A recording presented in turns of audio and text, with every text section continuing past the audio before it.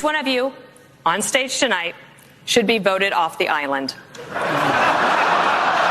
Please use your marker to write your choice on the notepad in front of you. 15 seconds. Starting now, of the people on the stage, who should be? I'm absolutely serious. With all due respect, I mean, we're here, like, we're happy to debate, but I think that's disrespectful to my fellow competitors. Nobody wants to participate. Let's do some questions. Let's talk about the future of the country. Yeah, that's pretty much how it went. Joining me now, journalist, host of the great Megyn Kelly Show, which you can listen to and watch on Sirius XM Triumph Channel 111 every weekday at noon Eastern. And obviously you watch her on youtube.com/Megyn Kelly. Okay, Megyn, I've never hosted a debate. So unsurprisingly, nobody's ever asked me to do so. But you have. Dana Perino has an excellent reputation, so I'm not going to dog on her, but that was bad. Dana, it was... Megyn, that's the worst question I've ever heard at a debate, and maybe the lighting was worse than the questions. How did that happen? That was an embarrassment. I'm embarrassed for her. Yeah. Okay. Okay, good. I don't know how she It wasn't did just me. I don't know how she definitely wrote it and then delivered it and actually thought it would be an appropriate moment. I'm sorry to interrupt. She wrote it. I was at least giving her an out this morning. I woke up and talked to the wife. I said, someone else wrote that for her. She didn't write that. I mean, I can't imagine that they've changed the debate prep that dramatically since I left Fox. We wrote our own questions. But then, they go through scrutiny. A debate question goes through layers of scrutiny where you sit with the debate team, you read it in front of your fellow anchors. The executive management team of the debate would hear it. They'd offer tweaks. I mean, this whole thing was planned. Somebody actually went and put the little note cards on the lecterns, Jesse. Like they were planned. She's like, there's paper there, as if they were actually going to do it. I mean, this is, somebody told me very early in my career at Fox News, humor is risky on the air. I did it anyway because I do think I'm kind of funny. Depends on the moment, but so I can be funny. Not everybody can, and certainly not at a presidential debate. And it didn't land. It was awkward. You had Nikki Haley saying, "Are you serious?" And Ron DeSantis had his best moment of the night where he was like, "It's a no." Okay, we'll actually get to the individual candidates and their performances in a moment, but I have to ask you, Megyn, you are a professional and a journalist and a woman, and I'm none of those three things.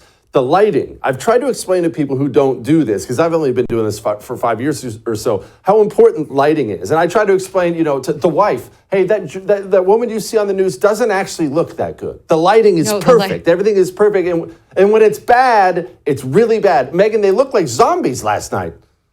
It really irritated me. I tweeted this out and somebody online who I follow was like, all right, we're not talking about the lighting enough. I'm like, okay, spoken like somebody who's never worked in television. The lighting matters. The lighting can make you look old. It can make you look tired. It can make you look young and more vibrant. It can make you look sweaty or hide sweatiness. It does matter. And this is why when you sit with President Trump, and I've sat with him a bunch of times for one-on-one interviews, before and after his presidency, the first thing he does when he sits down is he checks his lighting and he wants to see himself on cam because he's a TV guy. He knows it matters. And the lighting at the first Fox News debate and at this one was dreadful. They looked gray. And Mike Pence looked so old. I've never seen him look that old. Ron DeSantis was sweating. He looked like he was sweating like a church. He got mocked by some Trump fans who saw them powdering him during the break. No, that's what we do in television. We powder all of them. Nobody wants to look at somebody flop sweating on the stage, but that's the responsibility of the news channel. And people should be lit so that doesn't glow the way. I mean, sitting here on this set right here, Jesse, I've got 2 lights up there and I have an eye light down here. And the eye light, come over here, Abs. Come over here. Abby, my assistant's here. Just put your arm in front of that eye light so people can see the difference. No, block it so people can see it. Yeah. So it goes just a little bit lower. You get a little bit more shadow under your face. All right, now get out of here. No. Anyway, it's just a little brighter when the eye light comes back. These little things matter. And at this level, when you're spending, $4 million to put on a debate, you shouldn't have to think about it. It should be absolutely perfect.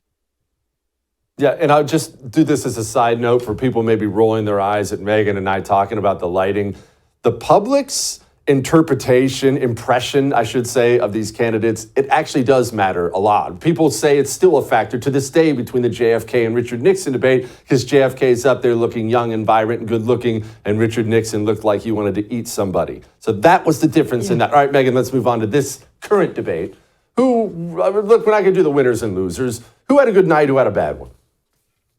Well, there's no question Ron DeSantis had a good night and is getting better at this. Yeah. He improved from the first debate. He seems to be getting a little bit more comfortable, and his sort of probably pre-rehearsed little bits, whether it was on crime or his record in Florida, landed. He's getting more effective at delivering them.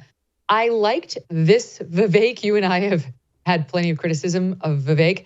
I liked this Vivek more than I liked the Vivek of debate number one, but he's struggling with the fact that it was a 180 changed in personality. So, you're a little like, well, which one is the real Vivek? The mean, snarky one who thinks he's the most courageous guy on stage and the smartest man there? Or the more humble one who doesn't think we should be insulting each other now? So that was, I don't know, I give him sort of like a pass. Nikki Haley went from having a strong debate where she seemed like fierce to, I think, seeming rude and too aggressive and a little like petty. And Tim Scott went from being a potted plant in the first debate to clearly somebody had like zapped him with, an electric sort of prod. And he couldn't stop himself from interrupting and being kind of annoying. And he crossed over into not a potted plant, but just like a cactus who was very prickly and kind of irritating. Yeah, you can always tell the candidates who have ears that are way too big because they overcorrect from the first debate and they do the exact opposite to an extreme in the second debate. I wanted to ask you about Nikki Haley because this is a conversation I was having with a friend. Now, I'm not a fan. Full disclosure, everyone knows that I'm not a fan, but we're setting that aside for the time being. She came off last night as nasty. She really came off as nasty. And I kept seeing people say, man, she comes off as petty and nasty. I mean, you just said it. She came off as petty and nasty.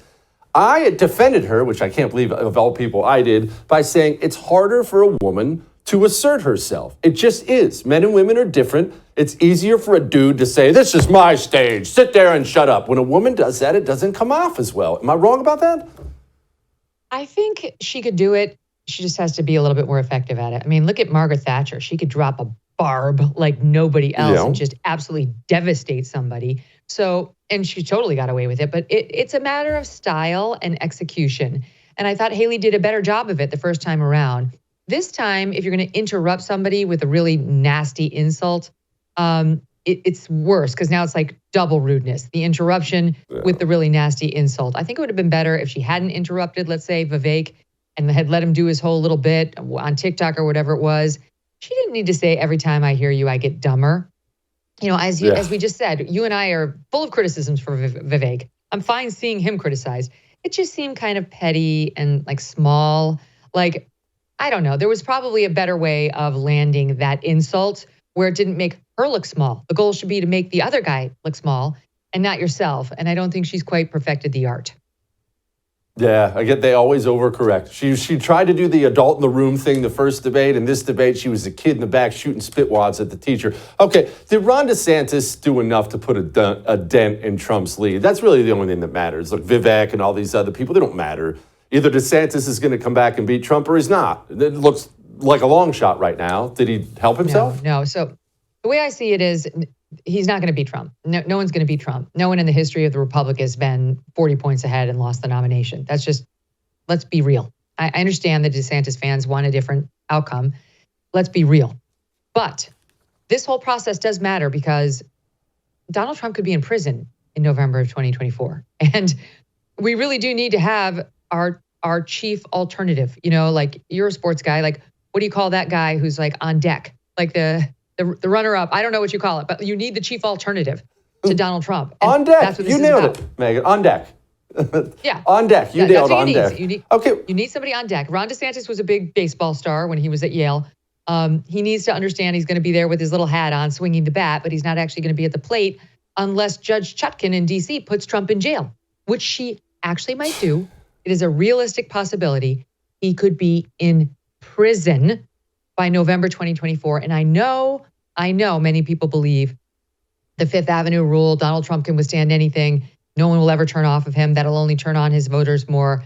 I do believe him sitting in prison will be a deal breaker for him. I do. I think those suburbanites, especially the women, are not going to vote for somebody who's sitting in prison. That's not going to happen. So I don't know what the party's going to do. This problem would come up prior to November 2024. It would be he gets convicted, he files an appeal, she refuses to stay the punishment pending that appeal, and then the Republican Party is heading into summer 2024 when you have the convention and that whole bit, and has to say, oh my God, we actually have to sub him out. Like, oh my God, who is there on deck? None of this is ideal. All of this is a nightmare. I know everybody's like, Trump was up 10 points in the latest poll. This is a nightmare for the Republican Party. They're in a whole ton of trouble. I'm so glad you're out there, Megyn, for a variety of reasons. I've been screaming this at people. Every time I see someone brag about how far up Trump is in the polls and the primary polls and the general election polls, I look at them like they're from another planet. Like, you do understand that he's going to prison, right? That I don't care about. But anyway, Megyn, I know you're busy. I'm busy. Thank you so much. You're the best. It's great to see you, as always, my friend.